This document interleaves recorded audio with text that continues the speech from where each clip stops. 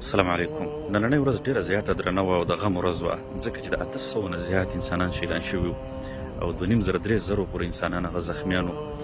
کورونه په سلګونو کورونه ویجاړ شوي دي.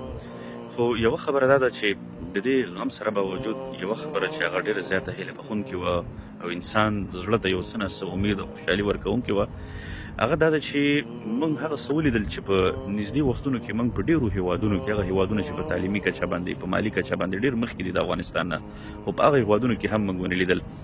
د ماشومانو نه واخله تر عامو وګړو پورې حکومت، ډاکټران، انجینران، محصلین چې د چا څه وسه کېدله په دې ستره غمیزه کې، په دې یو ستر بحران کې چې دی خپله برخه واخیستله د مرستې، او چې هر چا هره وسه کېدله هغوی د خپلې وسې او توان مطابق مرسته وکړله. تر ټولو اول خو که وګورو په شاوخوا هیوادونو کې موږ په نږدې وختونو کې داسې تاجر نه دی لیدلی چې هغه په یو وخت باندې 2 میلیارده کالداري، یعنې 500 میلیونه افغانۍ چې 2 میلیارده کالداري کېږي، دونه مرسته دی په یو وخت باندې داسې یو حادثه کې کړي. ډېر غټ میلیاردران شته دی، خو زموږ د افغانستان یوازې یو تاجر چې هغه میرویس عزیزي دی، هغه دونه مرسته وکړله. د دې تر څنګ چې دی نور تاجران او مخیر خلک هغوی مرستې وکړلې. او بیا یو بله خبره را چې هغه تقریبا د 15 نه واخله تر 70 پورې پروازونه تر اوسه پورې هغه زیاته شوي دي. موږ ولیدل چې په مختلفو هیوادونو کې، په ګاونډیانو کې، په نورو هیوادونو کې سترې پیښې وشولې، خو خلکو یوازې دا پروازونه چې دی د خپلو د وزیرانو دپاره یا د ګورنرانو د بوتللو راوستلو دپاره وکړل. نور هغوی د خپلو عوامو دپاره چېرته که 10 نفر هم چې په یو پرواز باندې، په یو طیاره باندې، هلیکوپټر باندې خلک بچ کېدلی شول، نو خلکو 15 ساعته 6 ساعته انتظار کړی دی چې ورپسې هلیکاپټر نه دی لېږلی. خو دا ډېر زیاته هیله بخونکې خبره وه چې زخمیان و، واړه غټ چې هر څنګه وو، او هلیکاپټر یې هم داسې ځایونو ته تللي دي چې هلته بیخي د هلیکاپټر د ناستې امکانات نشته دی، خو بیا هم په پټیو کې او په جوارو کې او په مختلفو ځایونو کې، په لوړو ژورو کې هغه پیلوټانو، تاسې لږ د پیلوټانو وګورئ، د دې تر څنګ د دوی خپل هغه بدني خدمت وګورئ، یعنې دونه اخلاص تاسې په دې نږدې ملکونو کې یا په لرې هېوادونو کې هم تاسې ډېر کم لیدلی شئ چې دونه په نشتو امکاناتو باندې یو چا کې دونه احساس وي.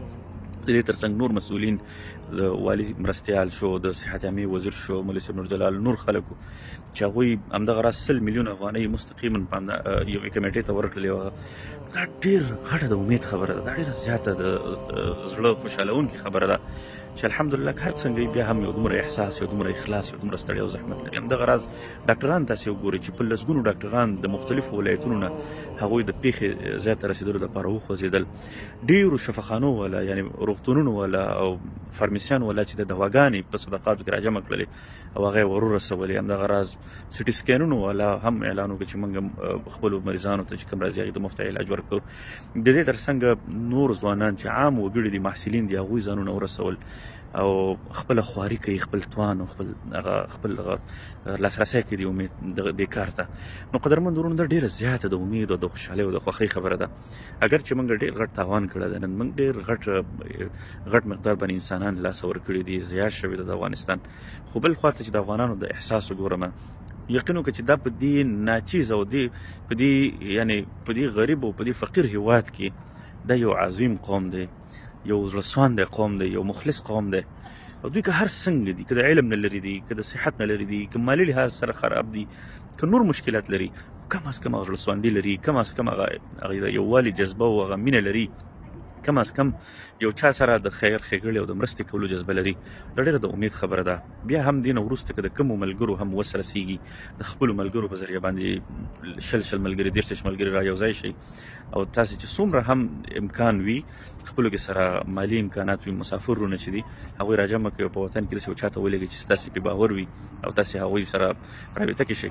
نو قدرمند ورونو، الله تعالی مو سرفراز او بد لره. خپل چې کوم دغه شهیدان دي، دغه هیوادوال دي، دا کله هم په دعاګانو کې مه هېروئ او خپلې مرستې هم مه سپموئ. الله تعالی مو سرفراز لره.